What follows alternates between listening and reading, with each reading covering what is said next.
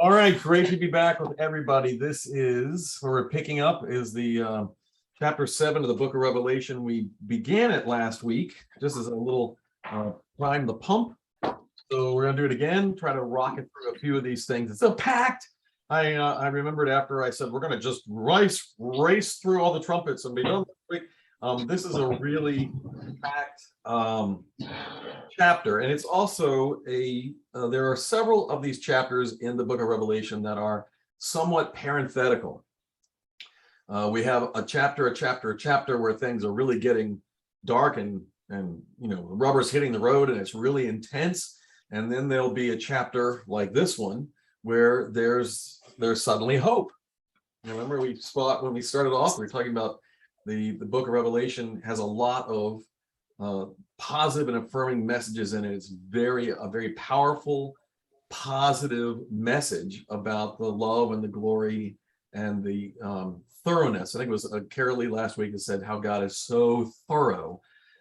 This book of Revelation is nothing if not a witness to that thoroughness, which should bring all of us a great deal of comfort amidst the transitory and fleeting nature of our lives that we have to live with so very often. So let's jump in. Chapter 7, and I'm going to break it up a little bit. I know it's going to be kind of hard, but I want someone to read like we did verse 1 to verse 4, but not verse 4. So that's the verse 4 is the 100 and the number of the people sealed, 144. Let's hold right there. We're just going to do the first part, 1 through 3. Who's going to read that? I'm willing to do it. Okay, you go. But my Bible is, I think it's a translation you're not particularly fond of, but we'll go with it.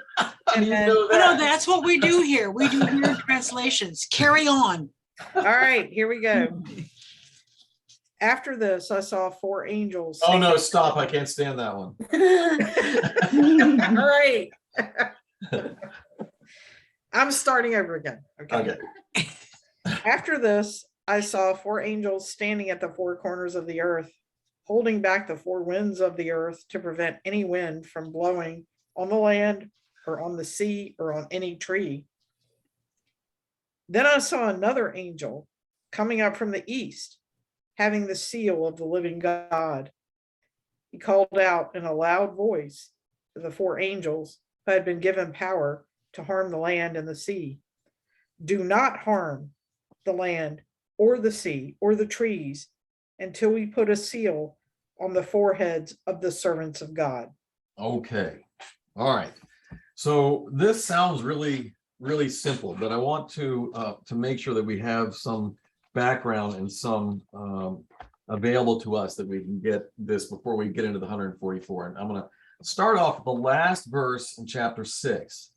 Okay. Because in the last verse of chapter 6, if you remember, this was when all the people, the men and all these people, they climbed into the ground and they pulled the earth down themselves. When we had that talk about people buying bunkers to hide from the oncoming onslaught, and they say, for the great day of their wrath, that's the Lord, for the great day of their wrath has come. Who can stand? Of course, they can't stand. They're hiding under the dirt. They're hiding in their bunker, right? Who can stand? They can't stand. But chapter 7 answers the question of the men hiding in chapter 6, because the first verse in chapter 7 says, after this, I saw 4 angels standing. So the answer to the question, who can stand, is those who are with the Lamb, those who are aligned with God, those who are part of the glory and not the tribulation can stand. Those are God's own angels, God's own those who are carrying out the command of God. They're the ones that stand. Okay, so now they're holding back the winds of the earth, because these are not just the winds of the earth. These are the harms that are coming. These are the destructions that are coming. And these things are going to be unleashed on the earth, even as the other items were unleashed through the seals, and now will be unleashed through the trumpets, and then again unleashed through the bowls. but they're stopped. They're stopped dead in their tracks. It said that another angel has come. So you have 4 angels standing at the 4 corners. And of course, that's all figurative. We don't have 4 corners. It's the 4 corners, like north, south, east, and west. But you have a 5th angel that's come. The 5th angel comes and says, stops the 4, says, don't do it. Don't unleash this destruction and this death on earth until we have sealed, put the seal on the foreheads of the servants of God. So we've heard this before. I don't know if you guys remember this, but it's been referenced to several times when we've been doing our Old Testament lessons as we've gone through. And I'm going to take us back to the 8th chapter of the book of Ezekiel. If you haven't read Ezekiel, you should do it just for fun. It's really quite something. In the 8th chapter of Ezekiel, Ezekiel is having dinner with his friends. Okay, nothing going on. He's not in some retreat. He's not at some religious camp. He's not out in the mountains staring at the sky. He's having dinner with his buddies. And in the middle of dinner, he says, I was sitting in my house with my friends, with my elders of Judah who were sitting before me, and the hand of the sovereign Lord came upon me, and looked, I saw a figure like a man, and what appeared to be his waist down, he was like fire. And from there up, his appearance was bright and glowing as metal. And he stretched out what looked like a hand and took me by the hair of my head. And the Spirit lifted me up between the earth and heaven in visions of God. And he took me to Jerusalem in a trance, and an entrance to the north gate of the inner court, where the idol that provokes jealousy stood. And there before me was the glory of God of Israel. The vision I had seen it plain. Then he said to me, Son of man. Now, remember, when you're reading the Old Testament, Son of Man is not used. It's used several times, but it's not used in the context of the Messiah. It's used just in the term of calling this, you're a man, the son of a man. So son of man, you're a mortal man. So this is different from the way that it's used in the prediction of the Messianic. Highlighter anywhere? Then he said to me, Son of man, look toward the north. No. So I looked, and in the entrance north of the gate of the altar, I saw the idol of jealousy. And he said, Son of man, do you see what they are doing? Utterly detestable, the things of the house of Israel are doing, things that will drive me from the sanctuary. But you will see things that are even more detestable. And it goes on. I mean, the 8th chapter is very graphic in all of the things that the Israelites are doing. But the worst thing that they're doing, it keeps coming back over and over and over, is this idol of jealousy. This idol of jealousy, until you get down to the 14th verse, and it says this. Then he brought me to the entrance of the north gate of the house of the Lord, and I saw women sitting there mourning for Tumaz. So this is the naming of the idol of jealousy. So Tumaz, it's Tamaz, T-A-M-M-U-Z. Tumaz is a great example of modern idolatry, that's us, and historic idolatry, which is them. So historic idolatry are the mythologies, right? This is the Greeks, this is the Assyrians, this is the Babylonians, this is the Romans, this is the Norse people. These are the people who have created gods in their own image to explain natural phenomena that they cannot explain for themselves. And we know that the natural phenomena that they attribute to these petty gods can be as simple as the changing of a season. Right? I can't explain it. I don't know how it happens. I don't understand the solar system. I don't understand the tides. I don't understand this. Must be a god. So they make up a god that looks a lot like us. And what does that mean, they look like us? Because the gods, the petty gods, are all detestable. Think of the Greek gods. Think of Zeus, right? So what made Zeus the most famous in the 1930s through the 50s, where there were several different mythological publications about Zeus that were basically banned, because Zeus was the worst sort of man. Zeus was a philanderer. I mean, remember in the mythology of Zeus, Zeus would look down at earth and find a beautiful woman And then he would create a conflict for the husband who would leave to go to fight or go to do something. And then he would morph to look like the husband and go down to earth and sleep with the guy's wife while he was gone. This is where Hercules came from. We think that Hercules is the only demigod of Zeus. No. Norse or Greek mythology has demigods all over the place from Zeus. So Zeus is made in our image.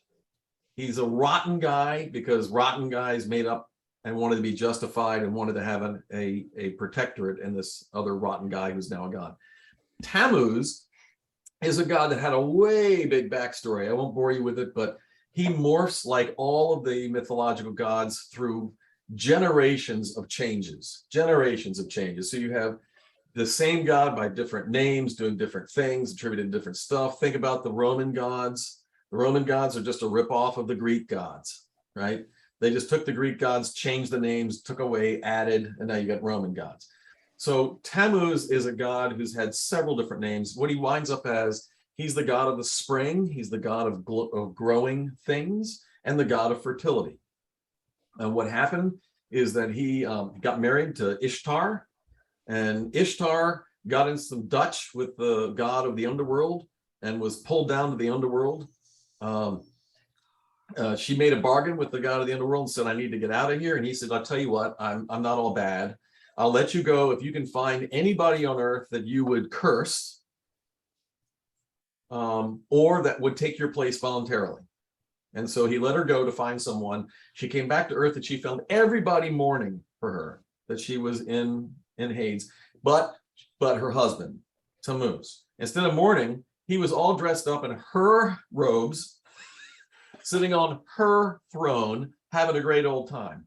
So she got really mad. She cursed him and sent him down to Hades to take her place. But then she got sad and decided that was mean. And so she went back down to Hades and said, okay, I regret this. And the god of the underworld said, well, I'm not all that bad. I'll tell you what, if you want to, I'll let you guys split it 50-50, 6 months in, 6 months out. You take his place, he takes your place, and back and forth you go. So when Tammuz, and they die, they physically die, and then they are brought back to life. So when Tammuz dies the first time, and every time after that, when he dies, everything turns brown, and the leaves turn brown, and they fall from the trees, and the grass dies, and it gets cold. What do we call that? Winter.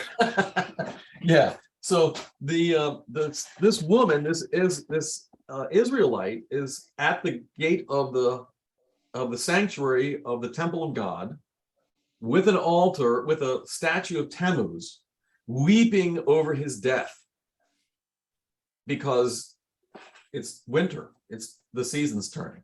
And so this is the way they explain the change of the seasons, right? It's Tammuz, this god who's, I can't tell you reading about him. When you start reading about Tammuz, it's really confusing because he's got 5 names and he goes through all these different cultures and societies and he changes all the time. So God, this is the God, this is the idol. It's just an example of the idol. This is God saying, I'm a jealous God. Now, remember, when we're jealous, like I look at Sue's house right there and I'm like, oh, I love her blue walls. I'm really jealous. I wish I had blue walls. Look, I got these. That's our jealousy is gross. It's corrupt. It's covetousness, right? I'm coveting something else. I really am jealous of his car or her hair or whatever it is. And I am emoting this ugly emotion. That's not God. God's jealousy is just God being protector of what is God's own.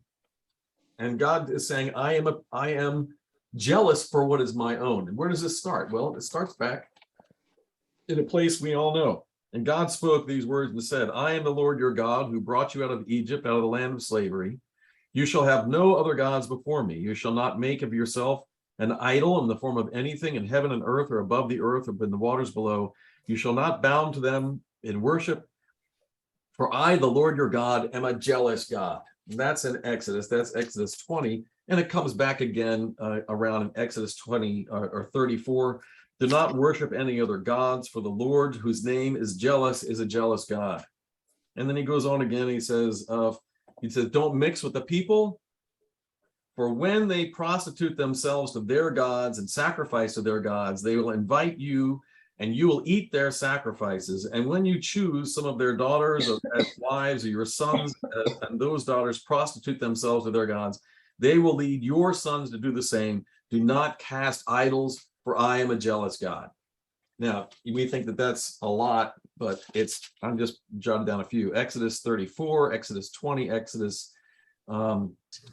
36, Deuteronomy 4, Deuteronomy 6, Deuteronomy 5, Deuteronomy 32, Deuteronomy 29, Psalm 78, Psalm 58, 2 Corinthians 11, 2, and that goes on and on and on. All of these places over and over again, I am a jealous God. You are mine. I've created you.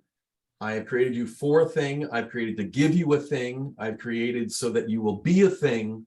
I'm doing this because I love you and I'm jealous for you because I want you to be the best you that you can be, and I'm giving you everything for it. Don't go do this other thing. I don't want you going over there. That's not going to be good for you. So, And isn't that word jealous in a different interpretation than we would interpret it today? well, that's what I'm saying. When I say I'm jealous of your car, that's me lusting after something that doesn't belong to me. So that's very not good. But God is not doing that. God is just speaking of God's own care for what is God's already. He's not looking to take something from somebody else that belongs to them. Completely agree. Yes. This is God. We are God's possession. We are God's own possession. So God is just saying, this is what you are mine. So when we get, this is the backdrop to chapter 9. I'm almost to this point now. Chapter 9, after he explains and shows Ezekiel over and over, he says, have you seen this, son of man? Is it a trivial matter for the house of Judah to do the detestable things that they are doing here? Must they also fill the land with violence and continually provoke, because they're killing babies, they're doing sacrifices and all kinds of stuff. Look at them, putting the branch to their nose. What God is saying, that's an old symbol of going, you know, I don't care about you. And he says, I will deal with them and not look at them with pity, but with the rod. Okay. And then he says, then I heard them call in a loud voice, bring the guards of the city, each with a weapon in his hand. And I saw 6 men. That's not men, that's messenger. What's the word for messenger? Angel. Saw 6 angels come from the corners, from the upper gate to face north, each with a deadly weapon in his hand. With them was a man clothed in linen who had a writing kit at his side, and they came and stood beside the bronze altar. The bronze altar is huge. It is 7.5 by 7.5 feet square, 4.5 feet tall. It's acacia wood covered with bronze. It's also called the brazen altar, or the altar of sacrifice. Anything that goes on the altar becomes a holy sacrifice to God, to be burnt on the altar. It's the altar of burnt offerings. They're standing by the brazen altar. But what's going to happen in a minute is that nothing's going to be sacrificed there. The sacrifice is going to be made in the town. Nothing's going to be brought to the altar and become holy. Everything is going to die in its place and be unholy. So they're moving from the altar, the holy place, to the unholy place. So they're standing beside the brazen altar. Now the glory of God of Israel went up from above the cherubim where it had been and moved to the threshold of the temple. And then the Lord called the man clothed in linen who had been with the writing kit on his side and said to him, go throughout the city of Jerusalem and put a mark on the forehead of those who grieve and lament over the detestable things that are being done. So this is not a mark for people who are grieving. This is a mark for the people who are obeying. You see, they are seeing these detestable things. They are seeing the idols that have been lifted up. They're seeing the desecration of the temple. They're seeing their own people turn away from God and are lost. And they are grieving for the loss and grieving for the jealousy of God, to return to God. And God is saying, those people who are already mine, I'm going to mark. And after he says, when he marks them, he then sends out the 4 and says, slaughter the old and the young, everyone, kill them all. They're done. So the sacrifice that is made in the town is an unholy sacrifice. It's an ending. Okay. So what Ezekiel is seeing is not what's going on in Jerusalem now. He's in spirit. He is seeing the end. He is seeing the end in the book of Revelation where we are right now. So now back to our reading. Okay. Do not harm the land or the sea or the trees until we put a seal on the foreheads of the servants of God. That's where we let off. I'm just going to read the next one. Then I heard the number of those who are being sealed, 144,000 from all the tribes of what? Tribes of Israel. So anybody come to anybody's door recently and claim to be one of the 144,000? Anybody come to mind? Not recently. The Jehovah Witnesses, for instance. Yes, Yeah. indeed. And they'll tell you that there are 144,000. I think I mentioned that they last count, there's like 8 million witnesses in the world. And they want you to join because you could be one of the 144,000. But unless I'm going insane, that's a really bad, you have a really poor chance of making it since you've got 8 million people in front of you and there's only 144,000 that are going to go. But it's amazing to me that that other people also think that this 144 speaks about them, because it says right here exactly what the 144 is. 144,000 from all the tribes of Israel. Now, somebody who likes repetition, you can read all the way from chapter 5 through chapter 8, or verse 8 rather. Who'd like to read? Well, I can do it if you want me to, because I have the Bible open. Okay. From the tribe of Judah, 12,000 were sealed. From the tribe of Reuben, 12,000. From the tribe of Gad, 12,000. From the tribe of Asher, 12,000. From the tribe of Naphtali, 12,000. From the tribe of Manasseh, 12,000. From the tribe of Simeon, 12,000. From the tribe of Levi, 12,000. From the tribe of Issachar, 12,000. From the tribe of Zebulun, 12,000. From the tribe of Joseph, 12,000. From the tribe of Benjamin, 12,000.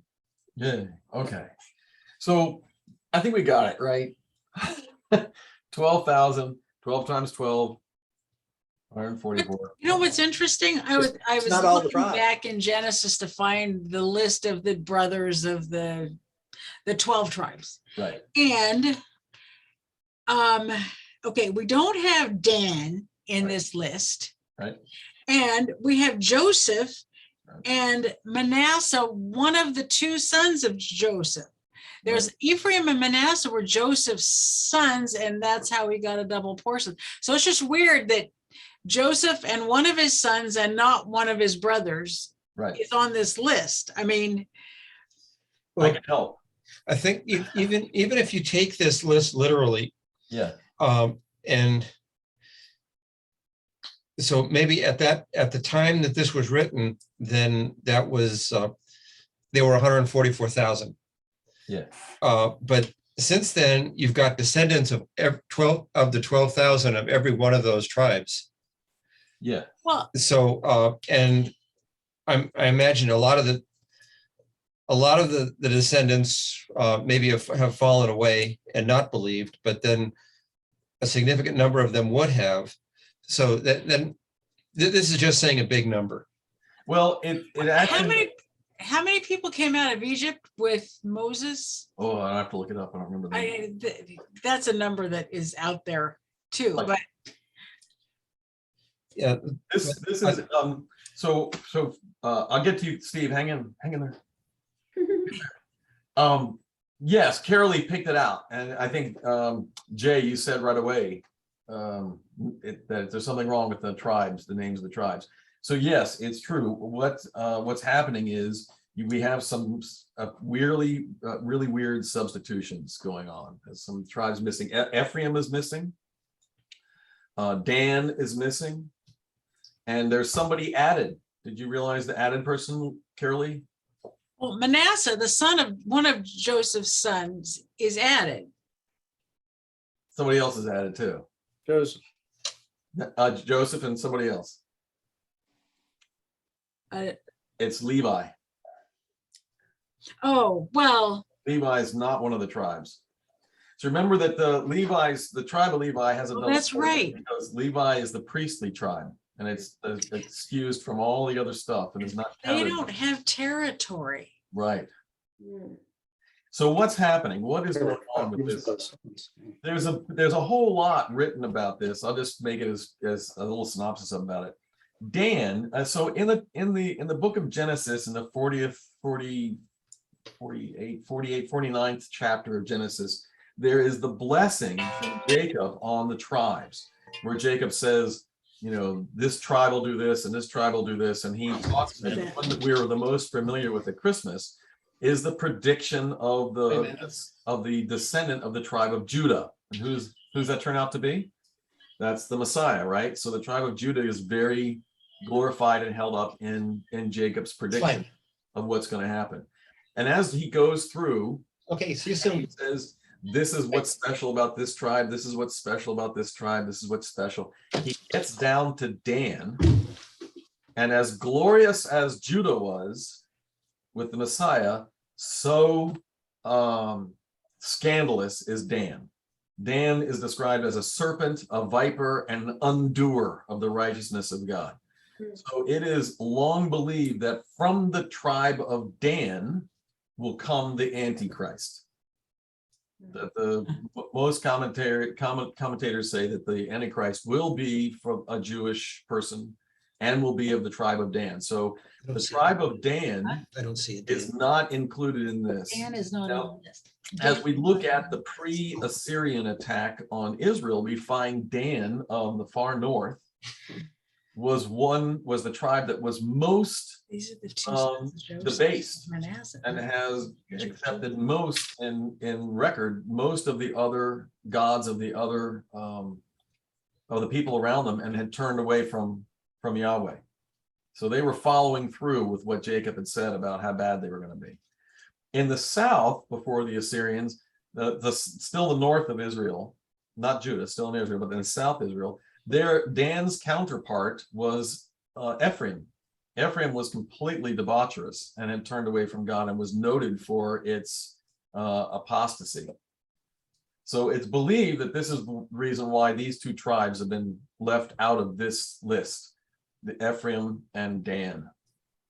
And Levi has been moved up to replace it, because this isn't a geography, about geography now. This is about witness. So the tribe of priests has moved into the place of the tribe of Dan's place. And as far as Manasseh appearing and Joseph appearing, remember that Jacob adopted Manasseh and Ephraim from Joseph. Joseph, remember Joseph? Mm-hmm. Many colors, right? So Joseph's sons were Manasseh and Ephraim, were born in Egypt. And Jacob said, I will take them as my own, so they will have the full inheritance that God has promised me, to make my people as plentiful as the sands of the sea. So Jacob the grandfather took the grandsons as his own sons to make them the inheritors. So when Ephraim is now ejected from this list, there is a hole that his son fills again. So the son that's filling it is Joseph. So we have that list. So it's just a couple of substitutions, but the substitutions are found based on other pronouncements in Scripture. All right. So now we're to Steve. Steve. So we have the 144,000. What is this number going to do for us? It's a tiny little fraction. At the time, or just now? I mean, the time has gone by. We're not even there yet. More time is going to go by. Is it anybody with a drop of Jewish blood? No, it's for people who are identifying themselves as Jewish, have a Jewish lineage, or following their Jewish. If they're secular Jews, they still say, I'm Jewish. We have a secular Jewish friend, a couple of them, very, doesn't do the whole thing, but does some things, and he identifies as that. So what is this saying? Remember that this is, of course, a parenthetical chapter. So this is a chapter that says, yay, It's pointing us back up. It's pointing us back to God. It's showing us God's grace and love and favoritism toward God's own people. Who are God's own people? Not just the Jews, it's everybody. We all belong to God. We're all God's people. We're God's own people. God's saying, I favor you. I want you, and I'm going to give every effort and every chance for you to want me. So right now, if you are broken, if you are distracted, if you turned away, if you found a new life, whether it's been through grace and love and sacrifice and witness that you've come to me, or if it's going to be through pain and suffering and horror that's going to bring you to me, in the end, the goal is that you come to me. Because in me, there's a cessation of all of the bad stuff, even if you have to go through bad stuff to realize that. That's what's going to happen. So the 144,000 are the ones in Ezekiel's vision who are lamenting in the towns. They're the ones where he says, don't go kill everybody yet. There are people there who are lamenting and are crying out to God in pain over the loss of all the others. So I'm going to seal them because there's a purpose for them. In the vision, Ezekiel may say, well, the purpose of them is to carry on. They are the remnant. They are the remnant that will repopulate Israel when these others are gone. When the disease has been cut out, this will be the healthy cells that rebuild the organism. Of course, it wasn't a period piece. We're talking about the future. So now you have these 144 Jews who are people who have recognized the person of God. So we would call them today Messianic Jews.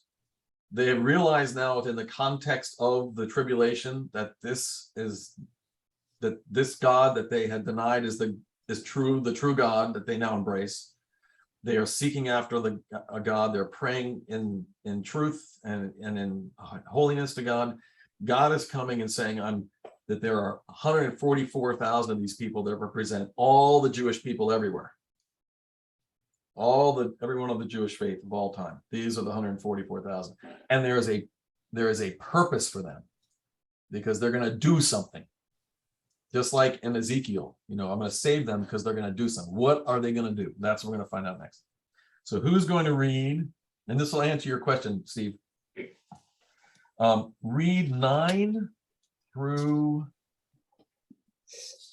let's go through 9 through 13. Oh, I want to read that. Okay. After that, I saw a huge number, impossible to count, of people from every nation, race, tribe, and language.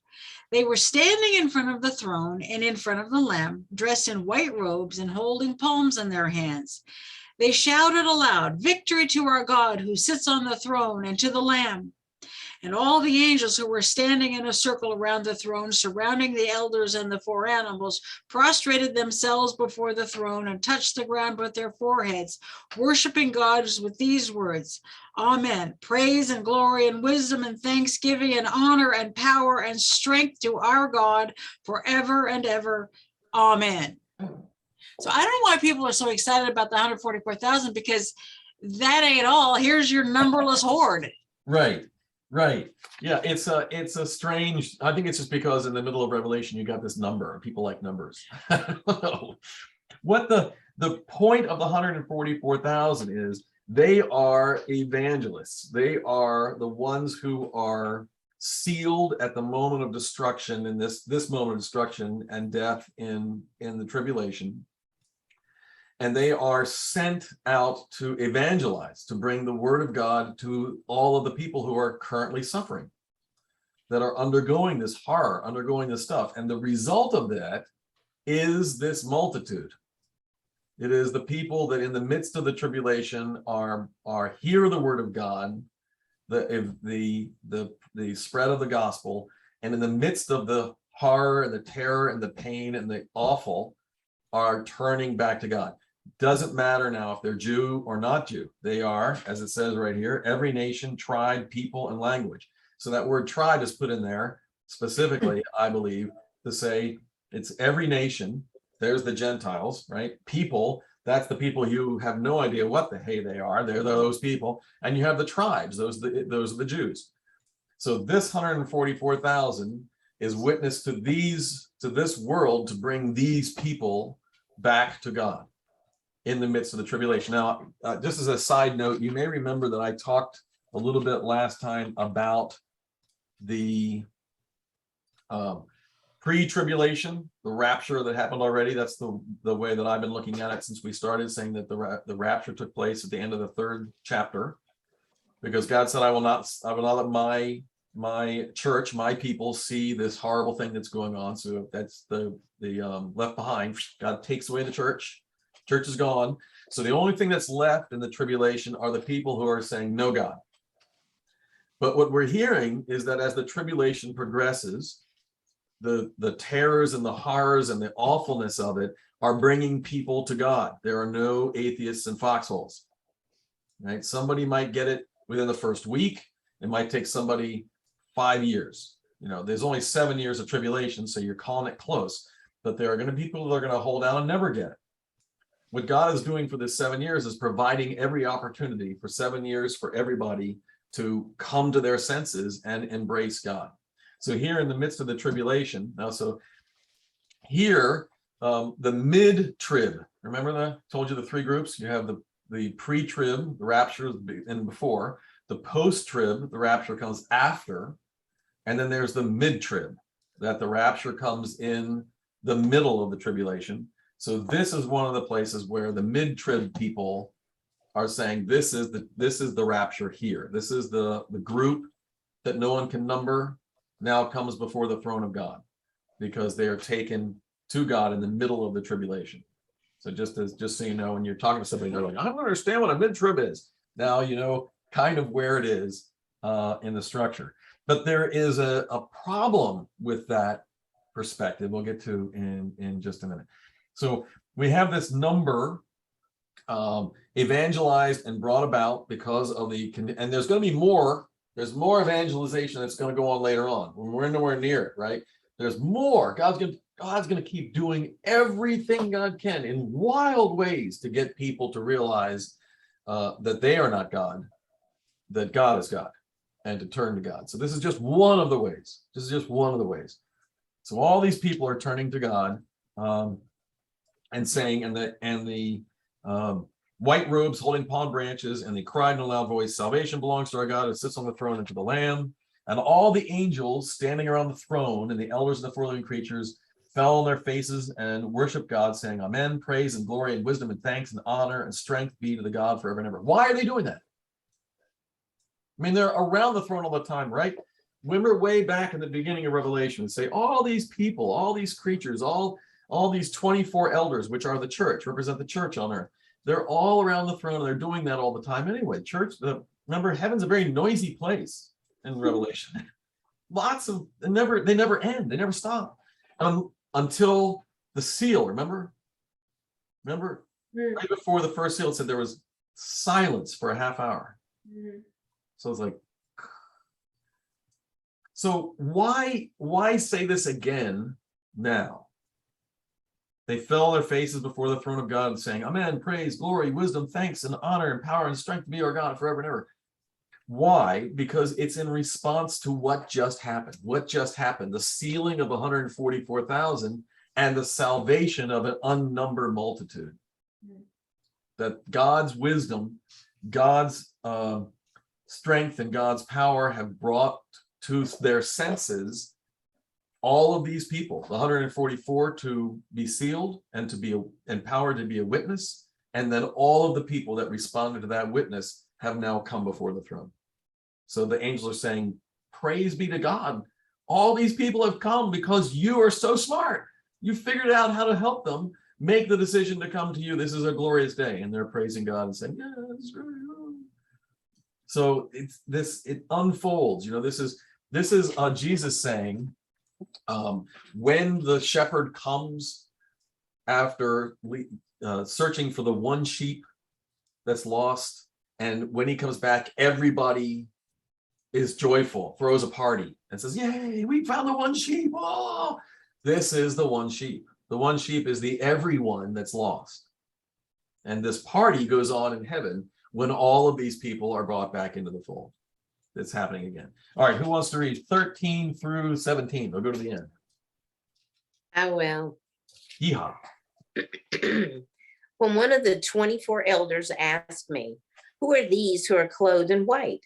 Where did they come from?" And I said to him, "Sir, you are the one who knows." Then he said to me, "These are the ones who died in great tribulation. They have washed their robes in the blood of the Lamb and made them white. That is why they stand in front of God's throne and serve him day and night in his temple. And he who sits on the throne will give them shelter. They will never again be hungry or thirsty. They will never be scorched by the heat of the sun, for the Lamb on the throne will be their shepherd. He will lead them to springs of life-giving water, and God will wipe away every tear from their eyes." There you go. So this, if you've ever been to one of our funerals, you know this is a passage that's said at every funeral, that God will wipe away every tear from their eye. The promise of union in the heavenly throne, union at the heavenly banquet is this promise. So you can imagine people having lived through 3 years of the tribulation, have gone into the tribulation denying God, have lived a life absent from God's grace, God's mercy, God's presence, at least as far as they could understand it.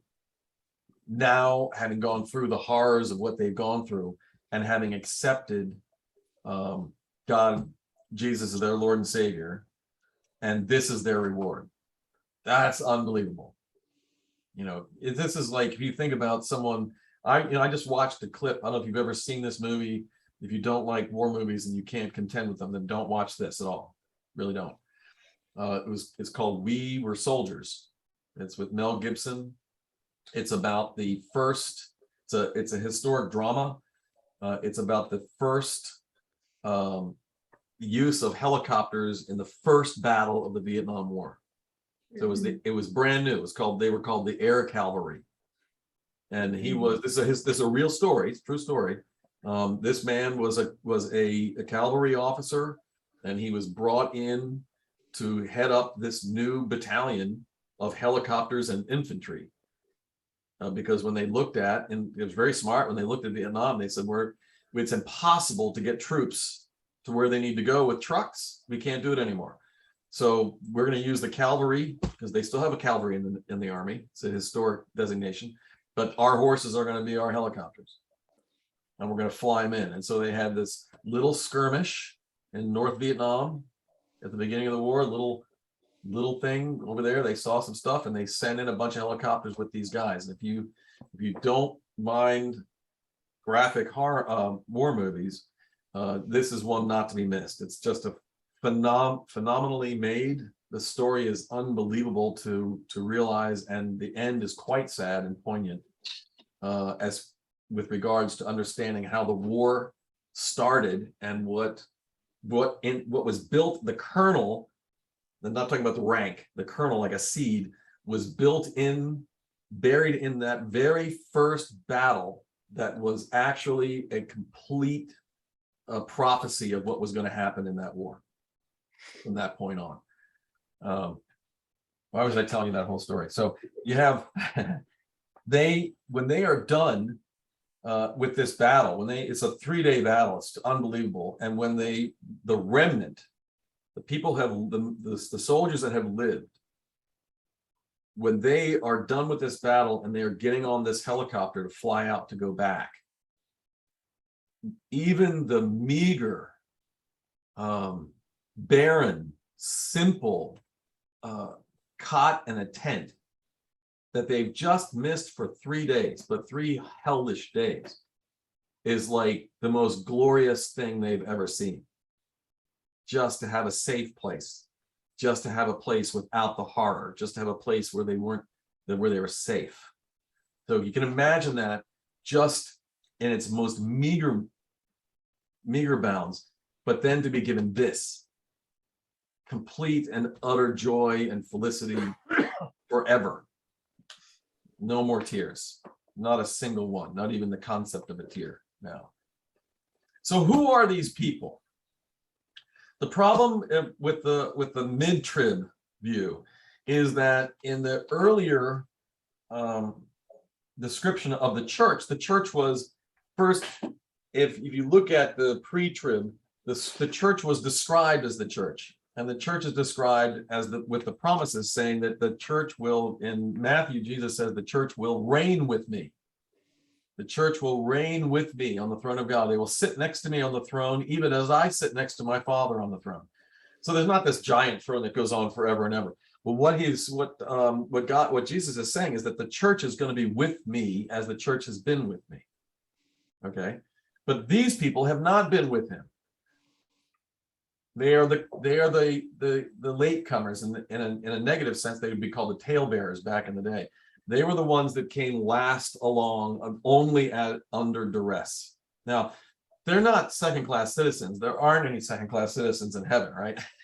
Everybody is God's own person in heaven, but they are not of that first group that is referred to as the church, not in the New Testament or in the book of Revelation. They are the second group that was not the church. Now they are the church, but they're not that original group of the church. They're the ones that have been converted, the ones that have been brought around by the witness of the 144,000, or because of the tribulation, the horrors of what's gone on so far.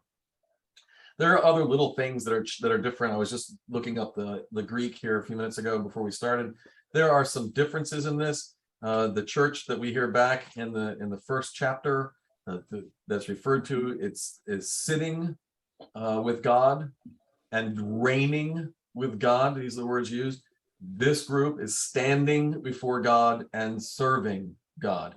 The church in the first chapter has harps. They have musical instruments they play.